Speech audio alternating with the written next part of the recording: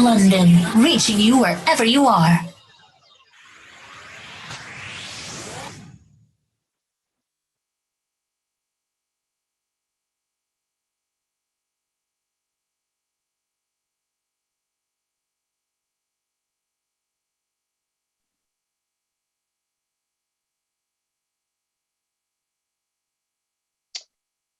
Hi, good afternoon, everyone. Welcome back today to the show. Welcome to Youth Today again. It's myself and my lovely host, Marvelous, on the show today. Thank you for joining us. I mean, last week we weren't here, so I just wanted to apologize for that. Maybe as many people that wanted to tune in due to some, things that came up, we couldn't be here. But we're back again today, and that's the good thing, I guess, yeah. So I hope everyone has had a lovely week so far. I hope everyone is enjoying Children's Day week. Happy Children's Day to me. Happy Children's Day to you, Right. Mavi. I'm still Thank someone's you. Happy child, Children's Day. at least. Happy Children's Day. And yeah, today we're back with, another topic. We're starting another topic today. And today, uh, before I go into today's topic, let me just give a quick recap of what we've done. So over the last 3 weeks or 2 weeks, aside from last week, we've been looking at money and possessions, and we were looking at savings and investment, and how to do it the godly way, how to make sure that we're saving and at the same time saving according to God's will. And as youth, we also define how important that is for us to save and also for us to plan for our future, which is, investment. Savings also can be towards your future, but investment is more like a long-term thing, and savings is more like a, goal-oriented thing. So yeah, that's what we've been learning over the past weeks. So this week we're starting with something new. And at first, when I had this topic, I was like, but then again, after like looking into it more and trying to understand it from our daily lives as youth and younger people, I mean, in this generation, I thought, okay, this is actually something that actually goes on with us as youth. And today we'll be looking at toxic femininity. Just so you know, I didn't say toxic feminism, I said toxic femininity. So there's a slight difference between toxic feminism and toxic femininity. So I'll try and explain that as best as possible. So toxic feminism, as we all know, what feminists fight for is equal rights of men and women. So toxic feminism is now then taking those equal rights to the extreme. So in the sense that you're no longer just fighting for equal rights of men and women. You're now fighting for the superiority of women or the feminine gender over the male gender. So that is toxic feminism. Now, then looking at it, the other spectrum, which is toxic femininity, this is a bit different because this is something that a lot of women do without even realizing they're doing it.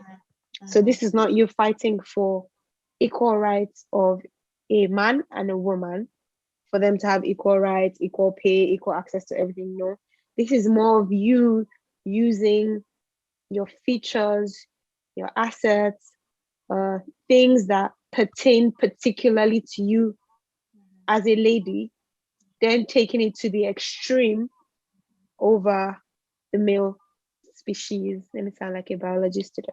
The male species. So it's more, it's a little different. I mean, you can still put them on the same platter, but then if we're really looking into the intricacies of these things, then they are separate, two very different things, if we look at it that way. And is very common amongst women. And personally, I feel like this toxic femininity was actually a result of misogyny or patriarchy. Misogyny in the sense of men trying to be very dominant, men trying to always, I don't even know how to explain the word patriarchy, but I would try my best as possible to also do that. But it's more like when you say, oh, this guy's a misogynist, it's more like it's the extreme, is also like the flip side of toxic femininity. So because of, liberation, new age, new century, and everything, females, and also the rise of feminism, you can't deny that females are trying to like break out from the norm, break out from the constraint that's been placed on them by society, and break out of the norm, and you're trying to be more than what society has resorted them to be, more than being in the bedroom, more than being in the kitchen, more than being in the house, just for them to be seen. And in this as well, some have taken it to the extreme, which is now brought rise to, like, which has now caused the advent of toxic femininity.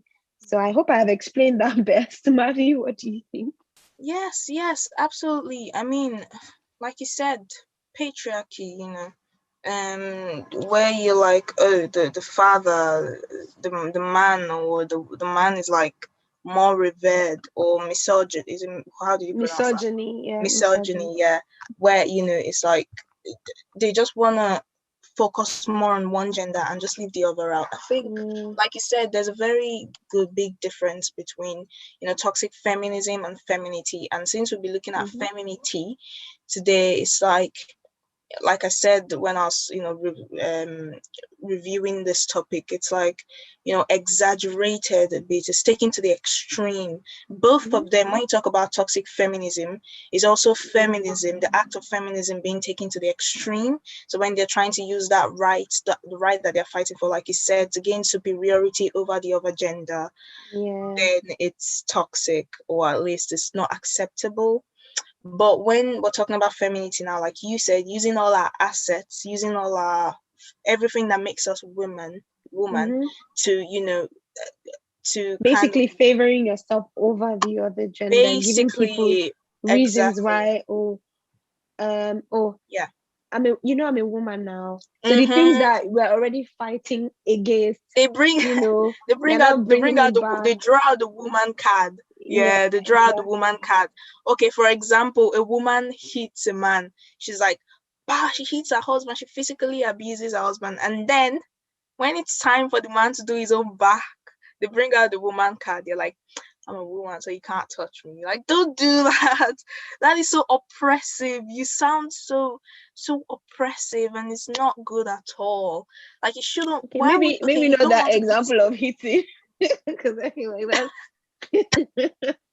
way up there. Exactly, but I get what you mean, though. I get what you mean.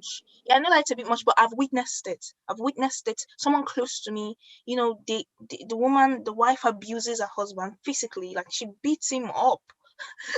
I don't know I don't understand that kind of mentality. And then if the man wants to be, because I mean, it's self-defense, isn't it? You can call it self-defense. Like, you're trying to defend yourself from being hit, and you hit your own back.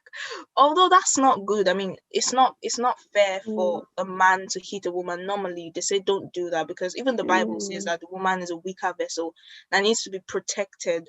But a woman that is acting like that, I don't know, she doesn't seem like a weaker vessel to me, does she?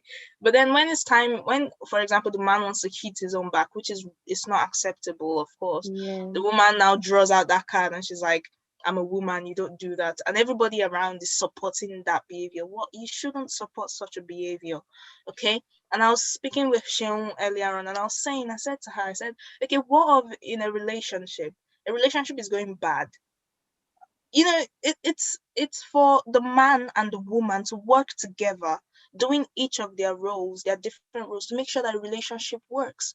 But if the man is doing his part and the woman is not playing her part, it's like everyone is still going to blame the man anyways, because why can't you make your relationship work? What? The woman also has a role to play, and if she's not playing it, she shouldn't be drawing out her woman card at that time to say, oh, the blame goes on to the man. It's not fair at all. And of course, it's not only like when the woman is doing something wrong, completely wrong. It's also when she's being She too can do nice. something right. Yeah, Right. like okay, like sensitivity. They say women are more sensitive, more emotional. You Yeah, know what, guys? it's more like emotional manipulation, and you're like, oh, Oh, why will you say that? I'm a girl. I'm a yeah, girl. that is But then emotional again, blackmail. Like they we're the ones fighting for, being Mhm. heard, being listened to, being at the, allowing us to make decisions. Yeah. But then again, at the slightest chance that we get, some women, play that toxic femininity card. But yeah, Mhm. I think, something, I feel like one thing that probably made this complete is that we should have probably maybe discussed toxic masculinity first, then toxic femininity, so that we can have like a plain level field. Yeah. But at the same time, we're still going to do that anyway. Yeah. So let's just focus on this one. But in the meantime, we do have a break. We're going to take a break, and we're going to be having the song Everything by Joy Saliu.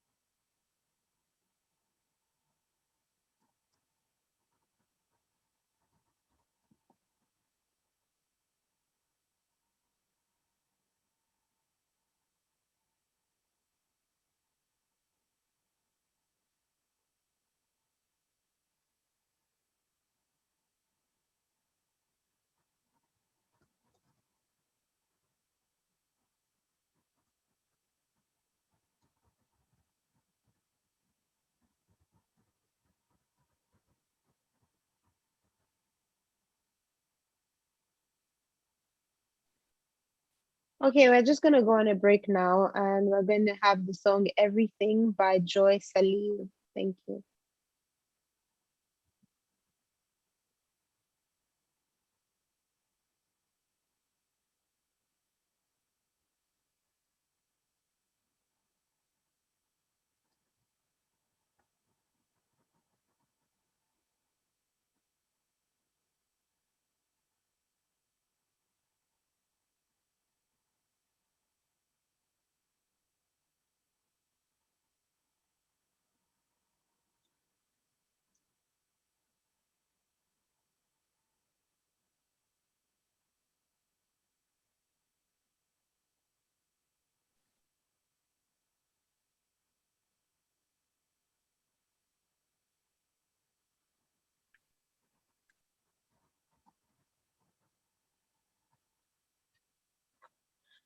Hey guys, welcome back on the show. This is Youth Today. We're still on AP Radio UK and MZ Radio London, and of course we've been talking about a very unique topic called toxic femininity. Toxic femininity, and we mentioned earlier on that it would have been, it would have been a lot better if we spoke about toxic masculinity first and then toxic femininity, so there could be a balance. But I don't think that's much of a problem because we still will be talking about toxic masculinity in the coming week or so. But so far so good. We have been really talking about what we think toxic femininity is. We've spoken about the difference between toxic feminism and toxic femininity. Also we've talked about sometimes women, since we're focusing on toxic femininity this time, we've spoken about women bringing out, like, drawing the woman card to get out of trouble, or to just using it for the wrong reasons, exaggerated femininity. So yeah, and we were just, before we went on the break, we were just about to talk about even when the woman is not necessarily doing anything bad, but it's like she's okay, for example, examples are always better, aren't they? They help us understand what the person is trying to say. So for example, a woman is in shall I say an abusive relationship, um because her husband, or shall we say, even if it's not an abusive relationship, maybe the husband is just not understanding of the woman, or he's he's having a cold attitude towards the woman, or there's just no he's just not trying at all. The woman feels like, okay, as female were more were more patient, were more tender, were more sensitive. So she tries to hide her own feelings to please the man. And it's taking a toll on her mental health, her physical health. She's suffering in silence, and this man keeps acting the way he's acting because she's not saying anything back. She's not explaining to him. She's not sitting him down and talking to him about what he's doing wrong or what he's not doing right. He just keeps on living that way, thinking that's the best way to live.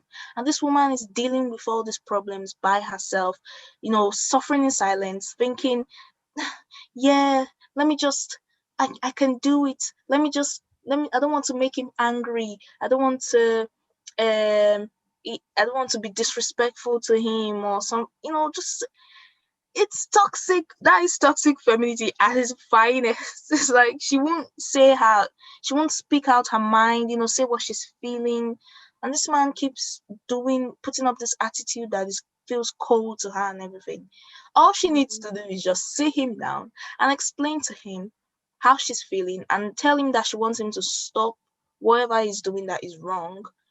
And together they can find a solution. But because, she feels like she wants to put her husband's feelings first and all that, is really taking a toll on some women's mental health and physical health. And it really shouldn't be like that. I think because we are the woman, and we are, the tender creatures and patient and kind and sweet, it doesn't mean we have to deal with all these negative feelings and emotions all by ourselves. I think if we sit down and have a talk with the person we're in a relationship with, it will go a long way to help that relationship as well. Also to help build the relationship. What do you think, Shion?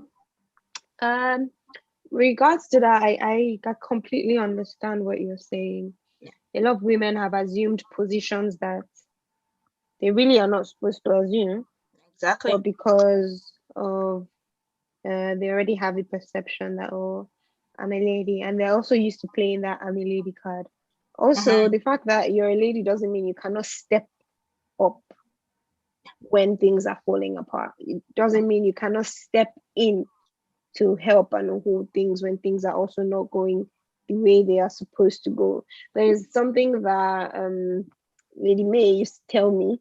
She used to tell me, oh, and I know, as in, at first I didn't realize where she got that statement from. And I came across it when I was listening to a message by Miles Monroe. Yeah. He was talking about the power of the woman. Yeah. And how it's possible, like if you give a woman one, when she's giving you back 10. Yeah. If you give a woman, like normally, even if you give a woman just one single, sorry, I know we're on a PG-13 channel, but when you give a woman one single sperm, she incubates it and then she gives you back a whole baby. Yeah. If you give a woman anything, basically women are incubators and they multiply things. So even though we have that tender, sweet, soft side to us, playing that card all the time doesn't just cut it, because we are actually much more than that. We were created as helpmates, not to be below or those type of things. So it's more, it becomes toxic when you don't understand your purpose of being a woman. That's what I feel. I mean, before this conversation, I was telling Marvelous that, oh my God, I don't have anything to say. I don't know what to say. But the more you think about it and the more you see that, oh, these things happen in our daily lives. At the end of the day, God doesn't see a gender.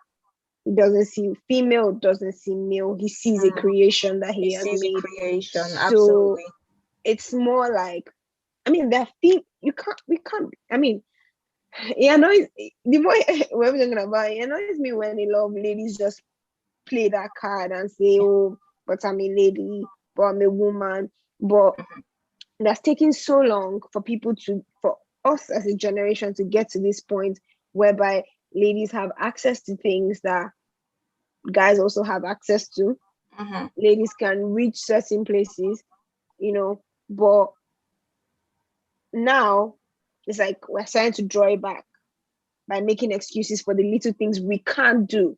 You Yeah. can't do those things not because you're a female, but just because you haven't put in work to do those things. Absolutely, You yeah. haven't tried to do those things. So I Mm-hmm. just feel like, even like now, the emotional bit you're talking about, like, oh, I'm putting the guy's emotions first before mine. I mean, because I'm a woman, I need to shrink myself and shrink everything I know about this. Do you get what I mean? Mm-hmm. But at the end of the day, I think marriage is a leveling platform where two complete individuals can come together as one. Yep.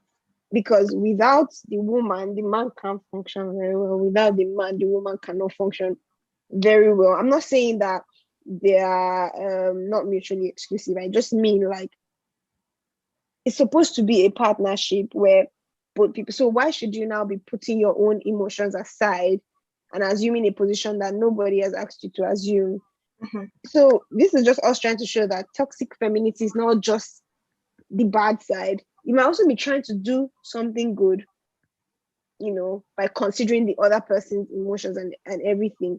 But you're also you're also like displaying toxic femininity. So there should just be a balance. I think Yeah. that's what I'm going to say. Yes, absolutely, absolutely. There should be a balance. And you mentioned what's it called? You Hi, my mentioned name is Marvelous. And I'm Cheryl. Join us every Friday at 2 o'clock on Youth Today as we delve into youth affairs and lifestyle today. We look forward to sharing with you. right. So earlier on, you mentioned a woman being able to put her mind to something and actually do it and produce results. I remember it reminded me of a story that we learned in school back then in Nigeria. Um, this was a story that we're always told, like in school, primary school, secondary school. It was a story of a woman called Mary Slessor. Mary Slessor was she was a Scottish a missionary in Nigeria.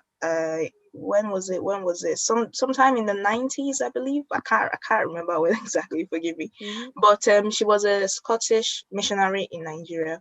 And what did she do? She did something unthinkable at the time.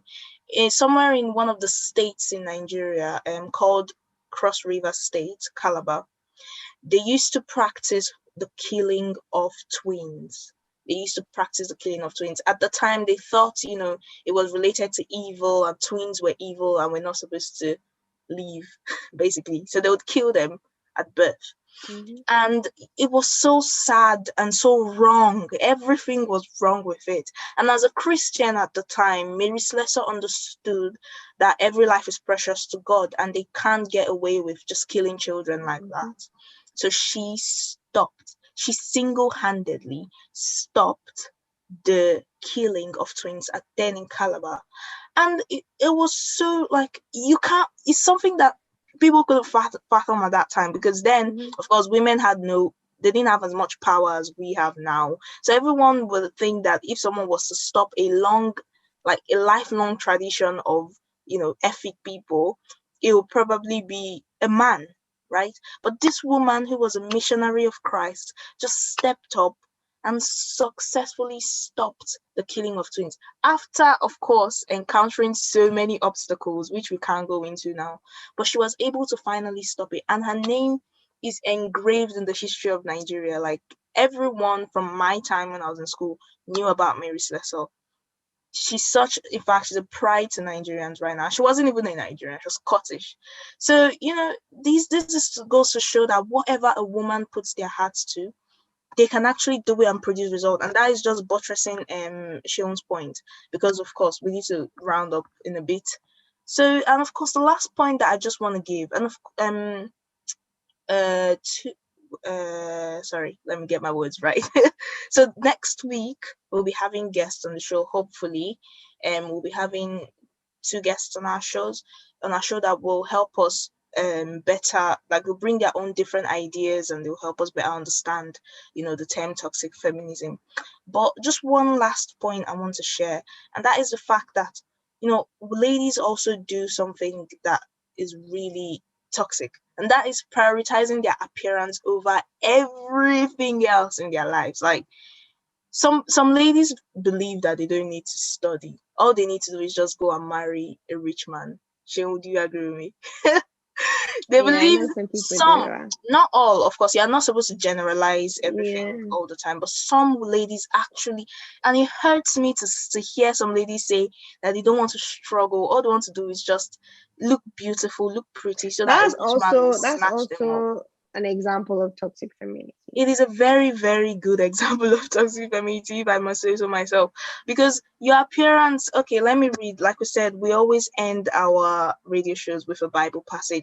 I'll read my own Bible passage from, just give me a minute. I'll read my own Bible passage from 1 Peter chapter 3, verse 3 to 4. 1 Peter 3, 3 to 4. It says, your adornment must not be merely external, with elaborate braided hair, or wearing gold jewelries, or being superficially preoccupied in expensive clothing, but let it be the inner beauty, the hidden person of the heart, with imperishable quality and unfading charm of a gentle and peaceful spirit, one that is calm and self-controlled, which is very precious in the sight of God.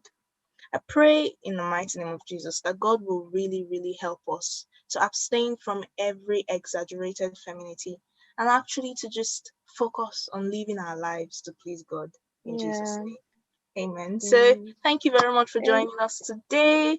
We appreciate you for joining our show. I'll hand over to Sheon now to round up. All right. Thank you, Mavi. Thank you so much for that Bible passage. Thank you guys for joining us, for listening in. Please, if you do have any questions, don't forget to, send them to us personally or via our social media platforms on YouTube, Instagram, and the likes. And also, we're really sorry. I mean, we just like to apologize for the technical glitches that we had today. Some things go on in the background sometimes that we don't know, but yeah. Hopefully by the grace of God, next week will be much smoother, and we'll have everyone here again, and we'll have our lovely guests as well. Thank you for joining us, and join us same time next week on this station. Bye. Have a lovely week. Bye. Have a lovely week. Happy Children's Day.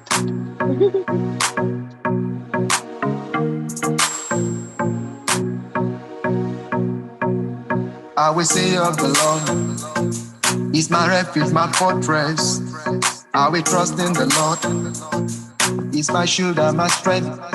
Búburú kan kò ní sún mọ́ mi, torí mo wà níbi ìkọ̀kọ̀. Ọ̀gá ògo alágbára, ẹ̀rù jẹjẹ o. Elédùmarè, ẹni tó jókòó síbi ìkọ̀kọ̀. Ọ̀gá ògo ló máa gbé abẹ́ òjìji, ẹni tó jókòó síbi ìkọ̀kọ̀. Ọ̀gá ògo ló máa gbé abẹ́ òjìji.